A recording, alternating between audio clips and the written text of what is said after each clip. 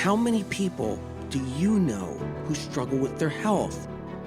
Chances are, whether they show it or not, most of the people in your life do. And chances are, you're one of them. Whether you're dealing with anxiety, depression, endometriosis, acne, eczema, autoimmune, thyroid, Lyme, brain fog, fatigue, or any other symptom or condition, you're far from alone. Living with symptoms has become the new normal. So no more guessing games. It's time to get answers. Welcome to the Medical Medium Podcast. I'm Anthony William. Hey everybody, we're talking about potatoes. It's a food that generates a whole bunch of love and at the same time, a lot of hate. When eaten in the right way, potato can help you gain strength and deeply satiate, especially when eaten straight. But whatever you do, try not to take the negative bait. Fear and confusion are tactics to change your mind about this innocent spud that's far from a dud. The irony is, it builds up your blood and can extend your life and give you more time. We're constantly being misled and told this food can make us feel dead. It's a nightshade. It's bad. Nothing good it has. Stop it from entering your mouth. It will hurt you. It's sad. What was done to the potato has caused a lot of rifts. They fry them in oil and turn them into chips, scaring people to never eat them again. You better stay strict. Forever the potato will be known to widen your hips. This is a nice restaurant. Excuse me, waitress? Can I get a glass of water? We're not ready to order yet. Hey, let's get the fries. Do you want to share them?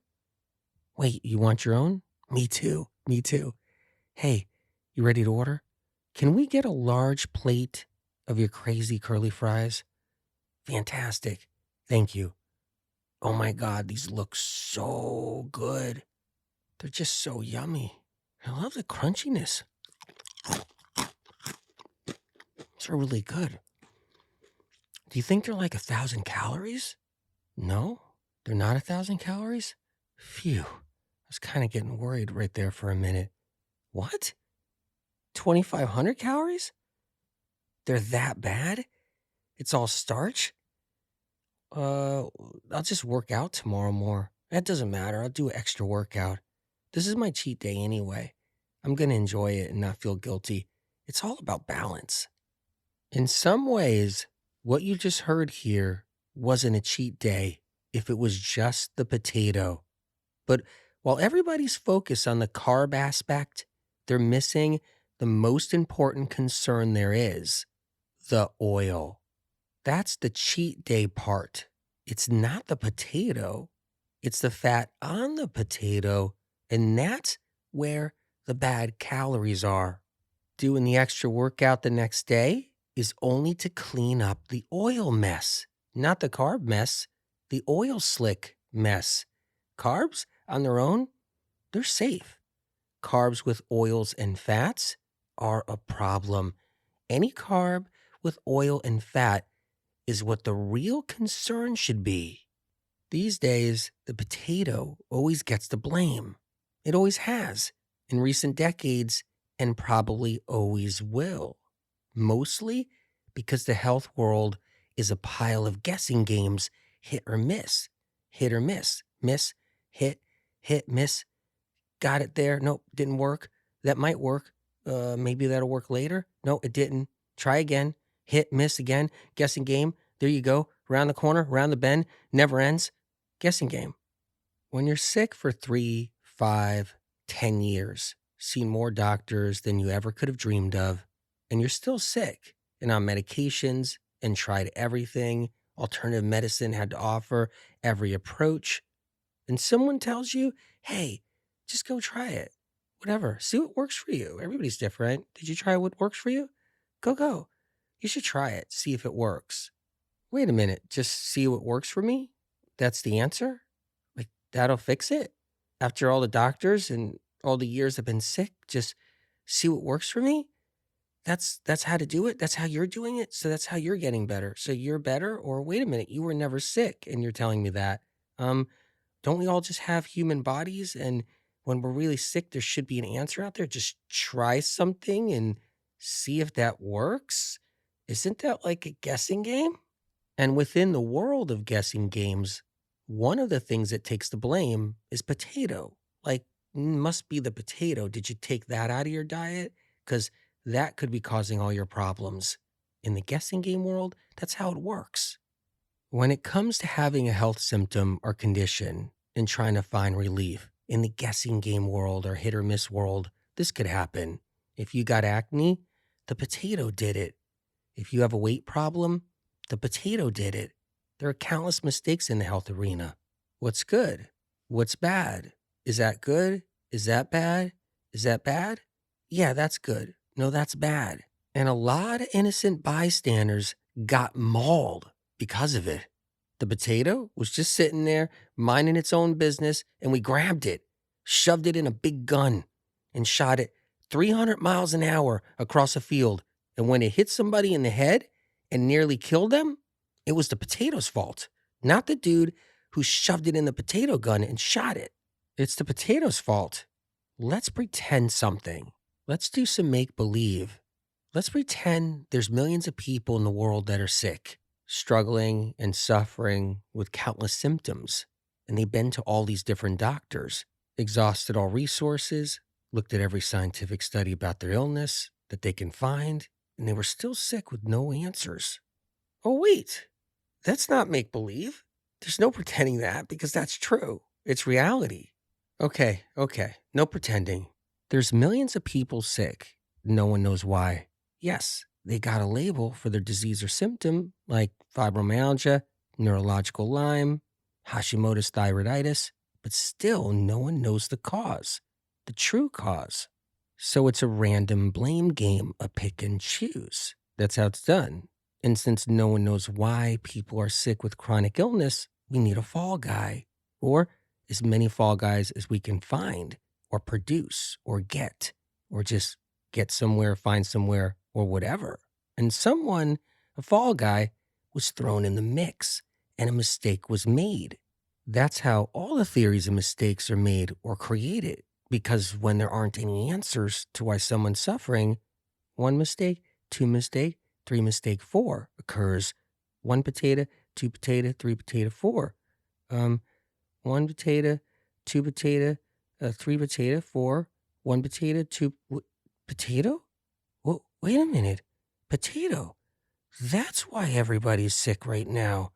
It's like the makers of the health theories and mistakes stumble across their reasons in a children's rhyme, or hearing something out there, or finding something, because really you're grasping at straws when you don't know why people are sick. Excuse me. Excuse me? Is that potato on my dish? I can't eat that. Can you remove it, please? What? No, it's cooked fine. I just can't eat it. Why? It's because it's a nightshade. What's a nightshade? Not really sure, but it sounds really scary. It sounds shady, and my health guru told me to avoid it. I think it means they grow at night or they give a lot of shade. I really don't know. I'm told it'll make me sick. Am I still sick? Yeah, I got bad days. Do I still eat them?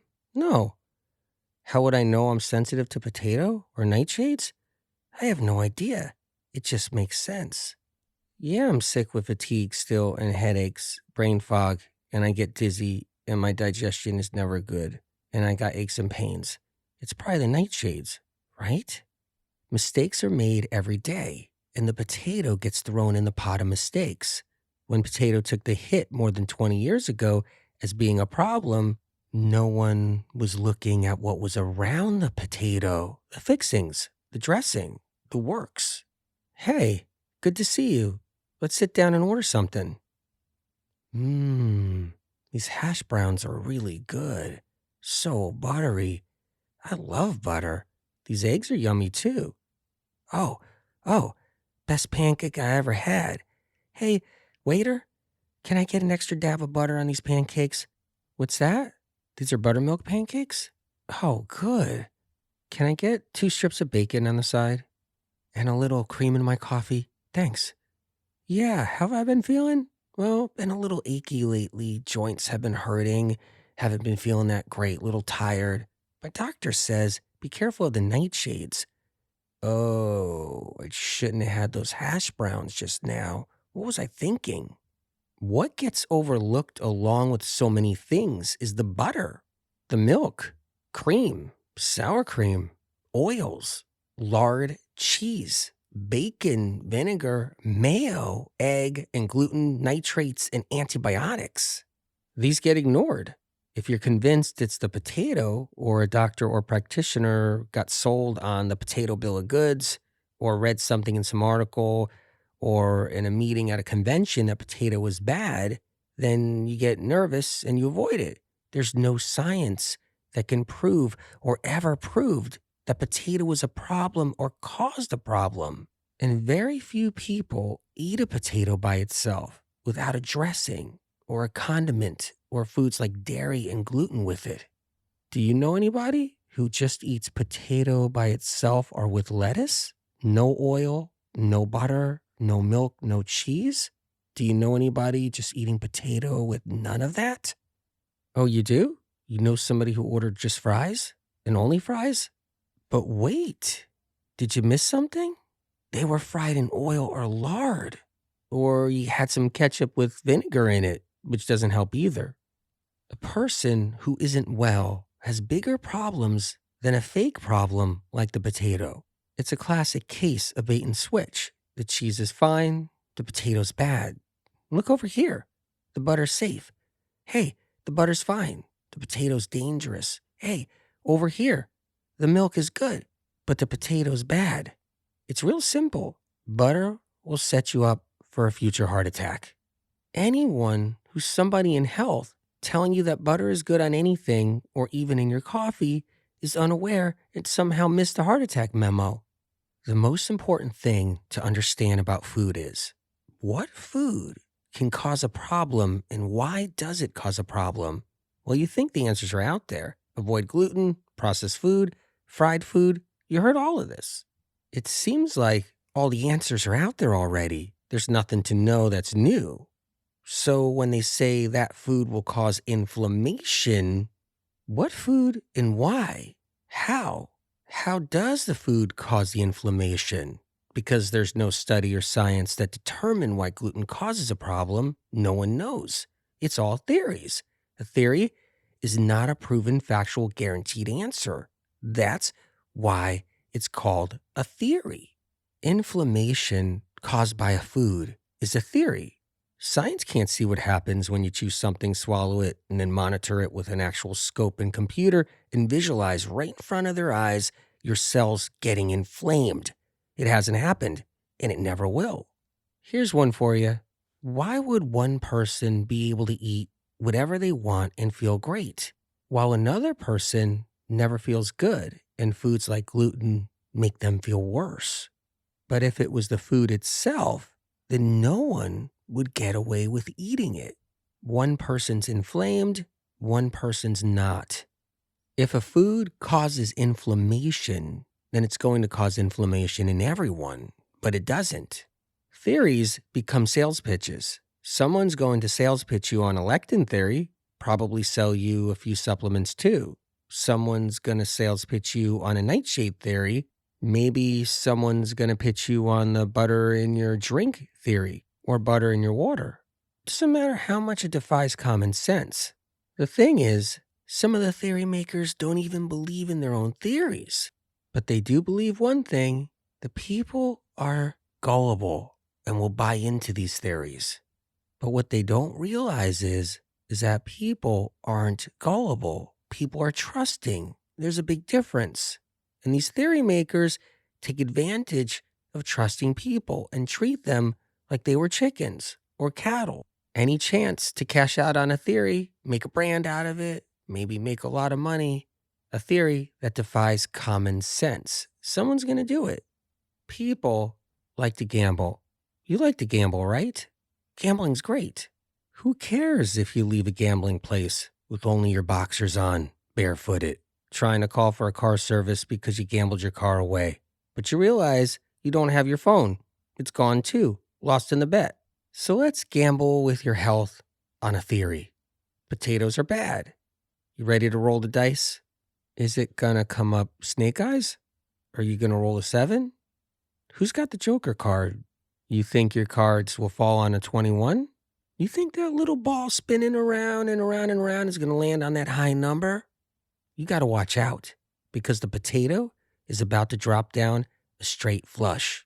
And you wanna be on the side of the winner, unless the brainwashing you underwent stops you. What brainwashing am I talking about? It's a nightshade. It's got lectins. It's too high in carbs, void in nutrition, make you gain weight. It's a white food. That kind of brainwashing and manipulating. I'm not talking about everybody who hears something and tells someone something else, who tells somebody something else because they heard something from someone else who heard something from somebody else who told somebody else. I'm talking about the people who make a career out of playing guessing games with people's health, the theory makers. Why does it matter? Because it stops you from eating a food that can help you. Who cares? Well, if you're someone who's living their life on mattress and couch island and is really struggling to get through their day, everything counts. They don't have time, energy, money to waste on another bad idea. Little things matter. It could be make or break in recovery. So being told you should fear a food that could actually help you will only set you back and not help you move forward. Does a potato cause inflammation? No. It's the foods that are eaten with a potato that cause a problem. They still don't cause inflammation either, but the milk, cheese, butter, corn oil, and cream feed viruses and bacteria inside our body. And then these bugs create the inflammation. They eat food they like and then eliminate the food. Go to bathroom inside your body. We become the pathogen's toilet. And this is really toxic. They release what I termed viral neurotoxins. These neurotoxins can cause inflammation. Viruses and bacteria can also burrow themselves into organs and glands, creating more inflammation. So it's not even the milk, cheese, butter, and gluten that causes inflammation. When you grab that milk, carton of milk, you pour your glasses of milk there and you grab it and you start sending it down. All your bugs in there are just going like, yeah, there it is. They start feeding on it and eating it, and that's how it goes. And that's what the problem is. The bugs that are inside of us are drinking the milk. That's why you could be somebody who's 95 years old, anywhere around the world or in some country somewhere, and drinking milk. And everybody knows they're drinking milk. They're 95 years old. They feel okay. They're living their life. Everybody's like, look how old you are. This is amazing. And what do? It's like drinking milk. Well, they don't have the bugs. And then when a 20-year-old drinks a glass of milk, all of a sudden the eczema, the psoriasis, and acne breakout occurs, stomach cramps, diarrhea, bloating, all happens. And they remove the milk and dairy, things start to get better and better and better because they have the bugs. So when that person sends that milk down and drinks it, the bugs are drinking it at the same time. But guess what? The potato doesn't feed any viruses or bacteria, but the butter on the potato feeds the viruses and bacteria. Potato starves viruses and bacteria, starves the bugs. Put butter on the potato, now we have a problem. It's like one is fighting the other. The potato is antiviral and the butter is proviral. And then we got eggs. Eggs feed viruses and bacteria. Potatoes don't. Eat eggs with your fried potatoes in the morning, you got a conflict of interest. One food is trying to save you, one food is not.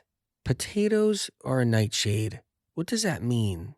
The theory is that nightshades that are edible possess an alkaloid. That alkaloid could be irritating to some people, causing inflammation. What no one is told is that they're looking at the alkaloid that the leaves and stems of the nightshade plants have that you don't eat. They're looking at the potato leaves and stems, the tomato leaves and stems. That's where the alkaloid resides. The alkaloid in the tomato and potato is the normal edible alkaloid, different from the alkaloid in the leaves and stems. It's the normal alkaloid in potato that's equal to the alkaloid in lettuce, raspberries, Swiss chard, lamb's quarters, blackberries, artichokes, zucchini, and every other edible plant food. Certain people that are considered sensitive to nightshades like potato have other problems that has nothing to do with the potato. There are other things in their diet causing the trouble. That's feeding the root causes of their symptoms and conditions. The problem is people eat the potato with other things, or they eat the potato cooked wrong, fried in oil, baked with cheese and cream, mashed with butter and milk, baked or fried as a chip with bad oil, or combined with a bunch of fat, potato and meat, potato and chicken, potato and pork, potato and eggs, potato and oil, potato and tofu, which leads us to another problem. A diabetic nightmare. Carbohydrates and fats combined causing insulin resistance. Any carbohydrates and fats combined causes insulin resistance. And the potato gets the blame. The carbohydrate looks like the culprit, the bad guy. But what's really happening is the fat is getting in the way of insulin's job to send a message to your cells to open up wide and then guide the sugar into the cells so they get the food they need. And the fat gets in the way and blocks it. Forget potato, stick any carbohydrate in the pitcher. And the exact same thing happens. Rice and chicken. The chicken fat blocks the carb, the sugar from the rice from entering your cells. Pork and beans, pork and rice. Same thing happens there too. Quinoa and oil, oatmeal and peanut butter. Turkey sandwich with meat and bread, pasta and butter. The carb is always blamed as the A1C rises or hypoglycemia occurs or hyperglycemia comes on. But really, it's just the fat. Insulin isn't produced to drive fat into your cells. Your cells aren't reliant upon fat. They rely on sugar, glucose to survive so we can function. Blood sugar means everything. Without blood sugar, we can't function. They're not testing your blood fat. The fat doesn't keep you alive. It's not what's important here. It's not letting you function on a day-to-day basis. If it drops down or you don't have fat in your diet, you feel great. But without blood sugar, you're going to hit the wall or the ground. Insulin isn't created for fat. It's created for sugar. But the fat you eat that enters your bloodstream stops the glucose from entering cells. It stays in your bloodstream, trapping the sugar and driving up your A1C. But the potato gets the blame. You know how you reverse type 2 diabetes and drop your A1C and put type 2 diabetes behind you and heal? You remove the fats and bring in lots of potatoes. Everything changes. Insulin resistance is gone. I've seen it happen thousands of times over the years. This isn't a theory. It's been proven successfully. I taught a lot of doctors how to do it for their patients. Let's talk about weight. And the potato will make you fat theory. You're eating that baked potato, those French fries, potato chips, cheesy potatoes, mashed potatoes. You're gonna gain weight, put on unwanted pounds. That's what we're told. And it's all you hear. Or this is all you hear. Carbs, carbs, carbs. Whoa, too many carbs. Lots of carbs. But you won't hear this. Fat, fat. Look out for the fat, the butter, the oil. Look out for the cream, the cheese. Look out for the milk. You won't hear that. No one's going to say, whoa, there's a lot of fat on those fries. Whoa, look at that grease everywhere, that oil. Look at the fat on those chips. Or the fatty milk and cheese and butter and the cheesy potatoes and mashed potatoes. Like, look out for that. Or the sour cream on the baked potato. No one blames any of that. Instead, they're just like carbs, carbs, carbs, carbs, carbs. It defies common sense. And you know what's funny? It defies reality. What do you mean just carbs? These are fat bombs. Majority of calories are coming from the fat. And combine the fat with the carb and then blame the weight on the carb? That's like shooting the potato gun, shooting that spud 300 miles an hour across a field, hitting somebody in the head and blaming the spud and not the dude that shot him. And then getting off the ground, dusting yourself off and rubbing your head and looking at the potato on the ground and saying, stupid potato. All you'll ever hear is the French fry is a carb. Not a word about the oil like it doesn't exist. Throw cheese on those fries and pretend it doesn't exist. It's all carbs. There's no cheese on there. Throw ranch or sour cream on those fries or a potato and pretend it doesn't exist. There's no ranch on there. There's no ranch. There's no cheese. No sour cream. It just doesn't exist. We live in a pretend world when it comes down to some of these things we eat. You're eating potato chips, your hands are smeared with grease all over the place, and you need a napkin to wipe it. You got grease all over your face. Grease prints are on the glass of water or something you're drinking, and you think it's a carb. They tricked a lot of people with that one. It's the fat that puts on the weight, clogs up the liver, overburns it, slows everything down. Your liver can't store any more of it. So now the fat gathers all around your body. You better exercise, you're told anyway. Burn off those carbs. But really, you're trying to burn off the fat. Meanwhile, you're on your treadmill and you're thinking, I gotta burn off all this sugar. But it's the oil, the butter, sour cream, the cheese, the milk. They're the weight gainers. I get it. You know somebody who can eat whatever they want, all the cheese they want, all the pizza they want. They don't gain any weight. Not yet. When their liver gets maxed out, they'll gain it down the road. Everybody does as they get older. Weight's harder to keep off. They're just lucky they're not gaining it now. People say potatoes are a white food, like processed flour, just because they have a white inside. But wait a minute. To start with, an inside of a potato isn't exactly white. Unlike processed white flour, the potato is a little bit of a richer color. They miss that. Second of all, the potato has a skin. That skin determines the color of that food. Just like a big cultivated blueberry has a clear whitish center. Just like an apple has a white pulp. Just like a zucchini and yellow squash has a white center. If zucchini is green, it's a green food. A blueberry is blue, it's a blue food. A red apple is red, it's a red food. A red potato is red too, it's a red food. A brown potato is a brown food. A yellow potato is a yellow food. A purple potato is a purple food. All these simple mistakes gives us a window into the possibility of what else is everybody wrong about in the health field. The list is massive. We haven't even scratched the surface of all the screw-ups. The potato is a whole food, not a processed white food. You take the potato, you cook it, it's a whole food. It's a long, sustaining, complex carbohydrate that's satiating. But before we talk about its benefits, we still got some more fish to fry and some dice to roll. If you heard about lectins in your potato, there's something to know. There's lectins in a potato, yeah. Just like there's lectins in every single plant food there is that you eat. And they're all created equal. Unless someone spouts out an opinion or theory that there's bad lectins in a potato or tomato because they're deciding they don't like those, and most likely because they bought into an earlier theory that tomatoes and potatoes cause problems because they're the nightshades.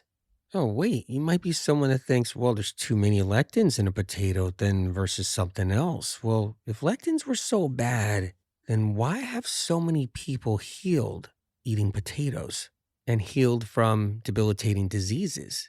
Somebody in the field of health stabbed a potato and used lectins as the knife.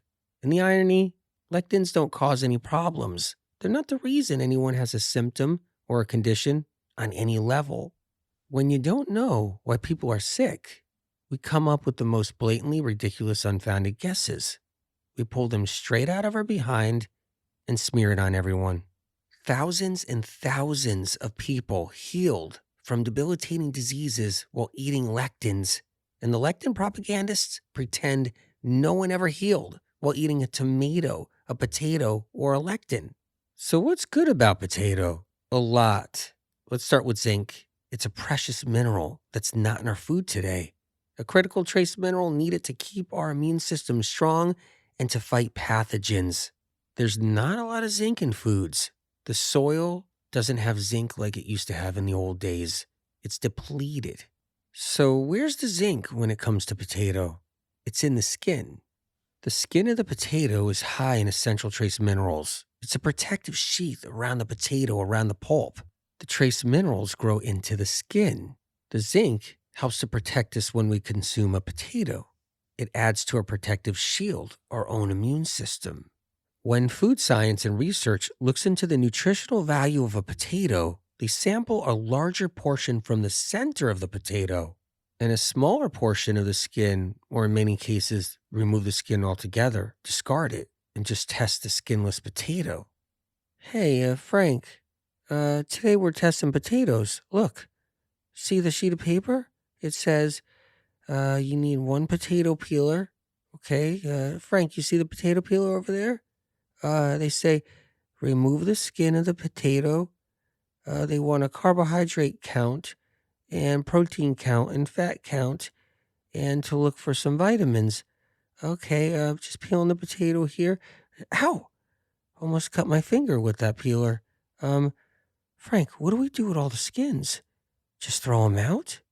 Meanwhile, the zinc is in the skin, and it helps to protect us.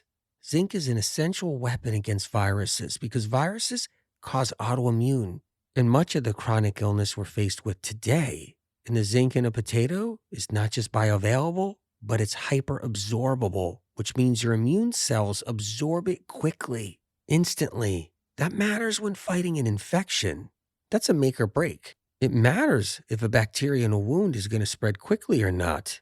The zinc enters cells easily because it attaches to the glucose inside the potato. The potato has its own delivery system, meaning it's like ordering a pizza and having it delivered to the house. The pizza place has its own delivery system. The glucose in the potato is the car with the guy in it. The zinc is the pizza in his hand, bringing it right to your front door of your cells. If you're someone with trigeminal neuralgia, jaw pain, neck pain, back pain, Bell's palsy, frozen shoulder, fatigue, burning skin, rashes, migraines, dizziness, eye floaters, ringing in the ears, or if you're someone with fibromyalgia, Lyme disease, rheumatoid arthritis, multiple sclerosis, lupus, POTS, Reynaud syndrome, endometriosis, PCOS, and these are just some, then you're dealing with viruses in the herpes family, Epstein-Barr, shingles virus, HHV6, HHV7, cytomegalovirus, simplex 1, simplex 2, and you know what's needed to battle that? L-lysine. And it helps to slow them down so your immune system can help defend you. And potato has L-lysine. So let's talk glucose, sugar, the carb. Everything that we're all complaining about. Sugar, it's got carbs, it's bad, it's got, what is that? Sugar, carbohydrates. That's bad stuff. Well, guess what? Potatoes possess the right kind of it, the right kind of carbohydrate, one that's received by our intestinal tract as if it was mother's milk. Good bacteria in our intestinal tract feed off of glucose from potatoes. It nourishes them. It keeps them strong. A complex carbohydrate that grows underground, specifically potato, has a correlation to good bacteria. Potatoes never see the light. They're in the earth while growing. And many varieties of the more potent good bacteria never see the light either. They grow deep within our gut. Soil-borne microorganisms cluster around potatoes as they grow in the earth. These soil-borne microorganisms feed off of natural sugars being released from the potato skins as they expand during the growing process under the earth. The potatoes sweat as they grow. They release water during droughts and dry times. These soil-borne microorganisms feed off of this, drink the water. They have a similarity to some of our good bacteria that resides in our gut. It's a food they both have a connection to. The glucose in potatoes, the sugar, is critical for restoring the nervous system. Any neurological symptom and condition means the nerves are inflamed and in need to be fueled up and restored. Anxiety, depression, tics, spasms, aches, pains. These are just some neurological symptoms and conditions. And glucose in potato is restorative. So let's talk about the digestive system, from food poisoning to colitis. Potatoes have brought back a lot of people from living hell with their suffering. One of my favorite tools, pieces of knowledge, is mono-eating potatoes when in difficult health situations. I've seen just eating potatoes for breakfast, lunch, and dinner along with celery juice, some lemon water, some lettuces here and there. I've seen it bring back people from Crohn's, colitis, SIBO, celiac, IBS, ulcers, acid reflux, hives, gastritis, gastroparesis, diarrhea, cramping. I've seen it recover people from post-food poisoning where nothing else would. One reason is because potatoes are so soothing on the digestive tract and nerves, especially dealing with colitis, where there are large pockets of inflamed tissue within the colon, which is unknowingly caused by the shingles virus. Knowing these medical medium tools has helped save a lot of people with their colitis. And potatoes soothe the lining of the colon. They don't aggravate the lining. It's not an aggressive food. It's a gentle food. So let's talk about a few other conditions. Many people get diagnosed with SIBO these days. It's bacteria in the small intestinal tract. But what kind of bacteria? That's the question right there. Medical communities, they don't know. It's just like, you got SIBO, overgrowth of bacteria. That's what's happening down there. But what kind? It's streptococcus. That's what people don't know. That's the dominating bacteria inside people's guts. And strep likes to eat. It likes to eat all kinds of foods. Cheese, eggs, milk, butter, right? But strep doesn't like potatoes. So when you eat a potato, it goes down the chute. The tiny stringy fibers inside potato grab onto strep bacteria and wind them up, balls them up, and pulls them out of the gut. Irritable bowel syndrome, IBS, also caused by streptococcus bacteria. The bacteria slowly eats away at the colon lining, and then tiny formations of scar tissue occur. Potatoes are soothing to the lining, help feed the cells in the lining wall. And as it's doing that, it grabs onto bacteria. It removes it out of the colon. Let's talk about ulcers in the stomach, duodenum, small intestinal tract, colon. Ulcers are caused by bacteria and viruses. The canker-sore virus, which is a herpes family virus, creates ulcers. The lysine in potato helps to slow down and stop the canker-sore virus, allowing the ulcer to heal. Other ulcers are caused by streptococcus and E. coli. Potatoes bind on to exposed bacteria as the potato moves over the ulcers, helping to drive the bacteria out of the gut. Most varieties of strep are antibiotic resistant or partially immune to antibiotics, but strep and other types of bacteria cannot become immune to what potato has to offer. Have you ever had food poisoning? It hits you out of nowhere, sometimes 12 to 24 hours after you've been exposed, after you've consumed the food that had bacteria in it, or a mutated microorganism, or a foodborne toxin. Ow. Ooh, my stomach hurts.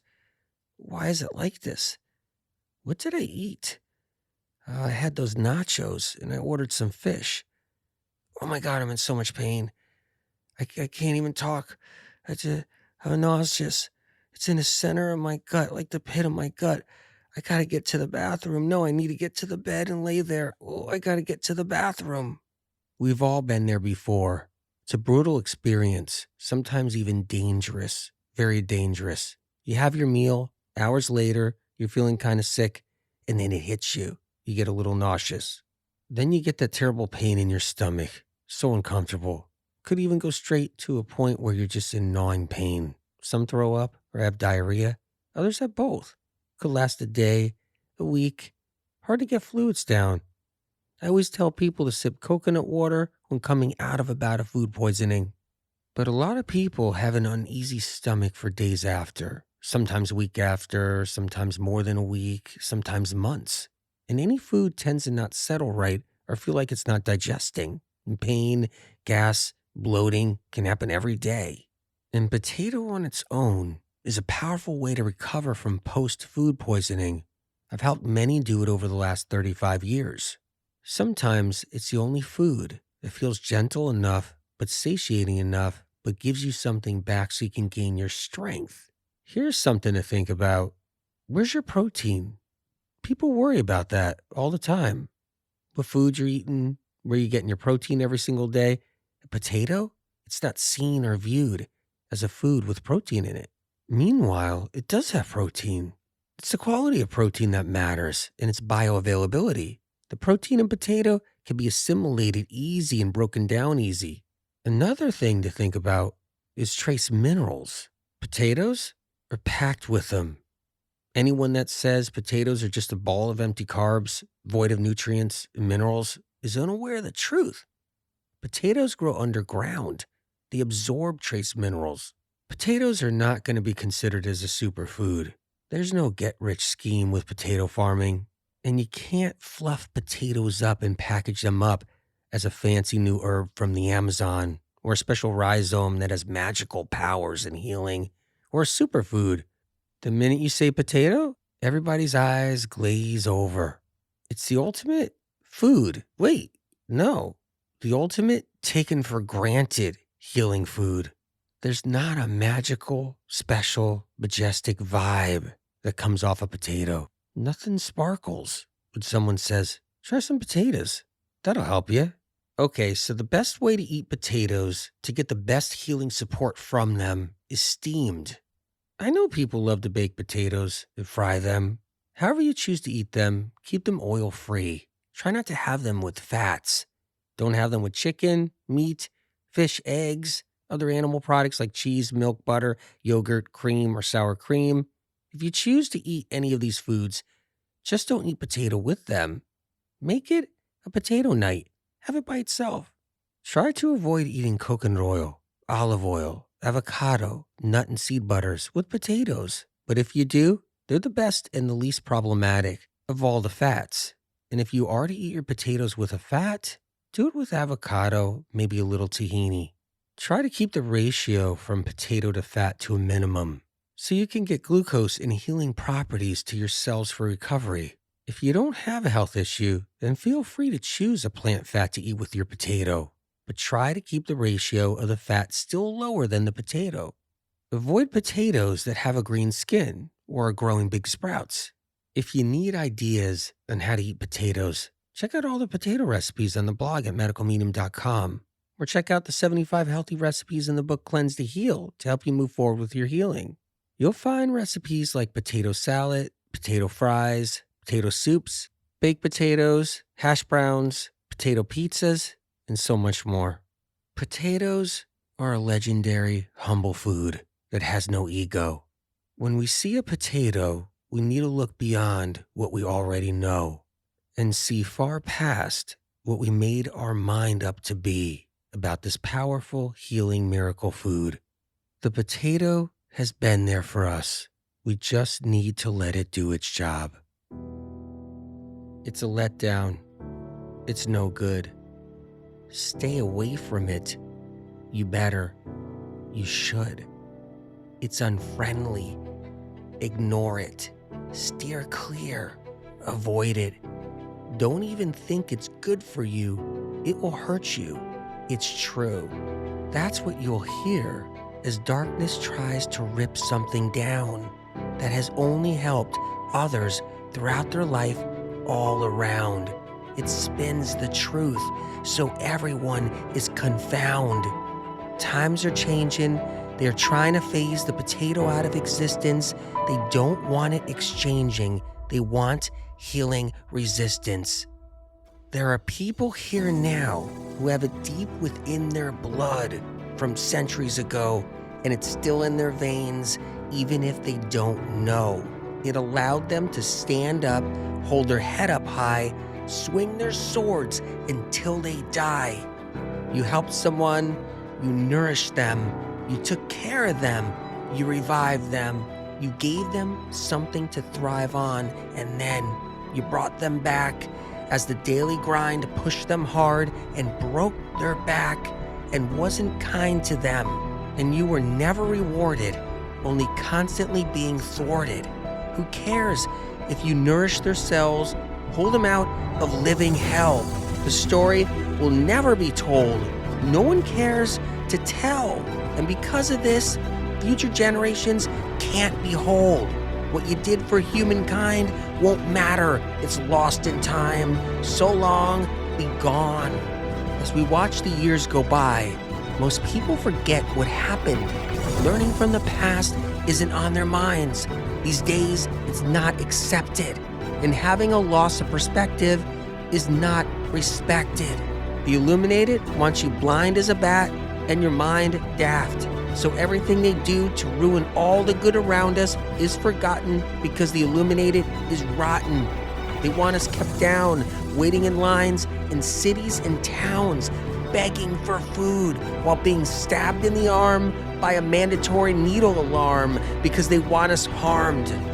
This precious food strengthens our intelligence, helps us to connect to an angelic resonance, brings us to an enlightened state, away from negativeness, giving us the spiritual fortitude to battle illuminated darkness, helping us heal from disease no matter what we're up against, regardless.